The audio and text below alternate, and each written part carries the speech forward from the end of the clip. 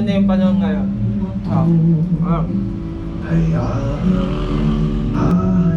Hindi naman siya matutunawan. Mayat maya yung tama niya. Dahil sa unang kagat, daba mo, ang sarap. 60 kanto. Sugod na. Mga kakakantos. Tara na.